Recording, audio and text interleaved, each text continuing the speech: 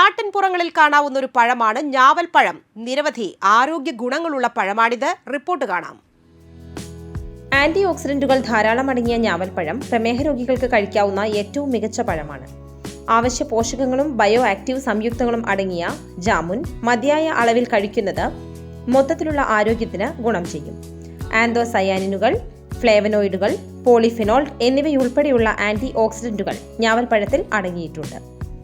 ഇതിലെ anti ഓക്സിഡന്റുകൾ oxidative സ്ട്രെസ്സും വീക്കവും കുറയ്ക്കുന്നതിലും ആരോഗ്യകരമായ രോഗപ്രതിരോധ സംവിധാനത്തെ പിന്തുണയ്ക്കുന്നതിലും നിർണായക പങ്ക് വഹിക്കുന്നു.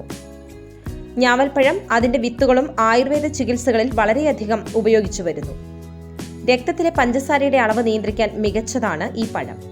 ഈ പഴത്തിൽ ജാംബോളിൻ എന്ന സംയുക്തം അടങ്ങിയിട്ടുണ്ട്. ഇത് അന്നജത്തെ പഞ്ചസാരയായി മാറ്റുന്നത് തടയുന്നതിലൂടെ രക്തത്തിലെ ഗ്ലൂക്കോസിന്റെ അളവ് നിയന്ത്രിക്കാൻ സഹായിക്കും.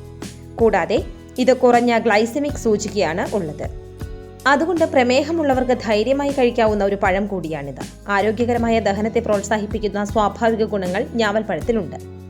പഴത്തിൽ ഡയറ്ററി ഫൈബറും അടങ്ങിയിട്ടുണ്ട്. ഇത് കുടലിന്റെ ആരോഗ്യത്തിനും മലബന്ധം തടയാനും സഹായിക്കുന്നു. കൂടാതെ വയറുവേദന, വയറിളക്കം എന്നിവ ചികിത്സിക്കാൻ പരമ്പരാഗത വൈദ്യത്തിൽ ഞാവൽപ്പഴം ഉപയോഗിച്ചു വരുന്നു. ഞാവൽപ്പഴത്തിലെ ടാനിസിന്റെ സാന്നിധ്യം ദഹനനാളത്തിലെ വീക്കവും ദഹന സംബന്ധമായ അസ്വസ്ഥതകൾ കുറയ്ക്കുന്നതിനും സഹായിക്കുന്നു.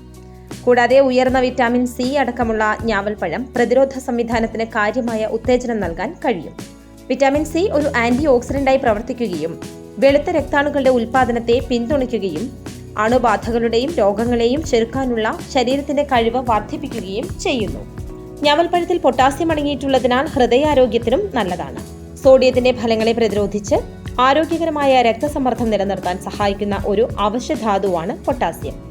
ഞാവൽപ്പഴം പതിവായി കഴിക്കുന്നത് ഹൈപ്പർ ടെൻഷനും അനുബന്ധ ഹൃദയ പ്രശ്നങ്ങളും കുറയ്ക്കാൻ സഹായിക്കും.